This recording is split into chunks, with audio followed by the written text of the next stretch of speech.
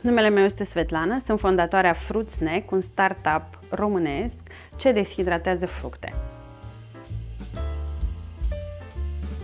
Suntem în spațiul de producție Fruit Snack, ce este localizat în FAUR, sector 3 București. Fruit Snack este un procesator de fructe, nuci și legume prin deshidratare la temperaturi scăzute.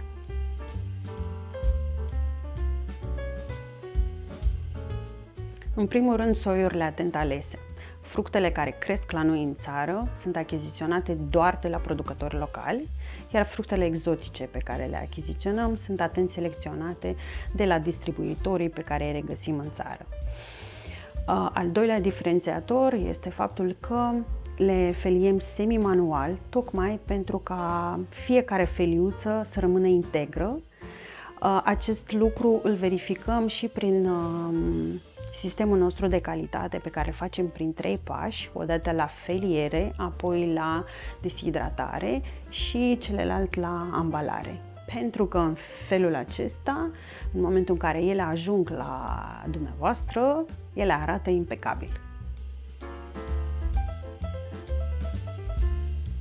Pentru că iubim cu ochii și culorile viu colorate și feliuțele întregi te ajută pe tine să îți ornezi cocktailurile, să decorezi torturile, prăjiturile într-un fel în care să-ți adauge valoare produsului pe care îl produci. Păstrează până la 97% din vitamine și nutrienții fructelor proaspete, sunt ușoare și compacte, nu pătează și pot fi luate foarte bine în afara casei tale ca o gustare sănătoasă, fără niciun fel de adaos de zahăr, conservanți sau aditivi. Reduci risipa alimentară atât acasă cât și în Horeca. Iei din punguță câte felii ai nevoie, o sigilezi și ea te va aștepta când vei avea nevoie încă o dată de ele. Impecabile, colorate, gustoase.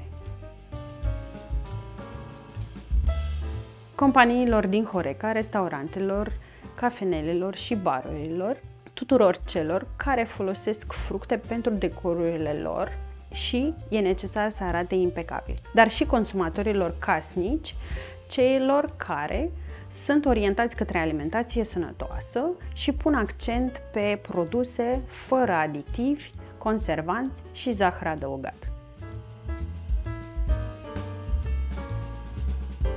Le găsiți online pe fruitsnack.ro, unde livrăm în toată țara și în afara ei, și fizic le puteți ridica din FAUR București, sector 3, și la Piața Altfel, ce are loc odată la 2 săptămâni între orele 11 și 14, în strada Liveni numărul 15.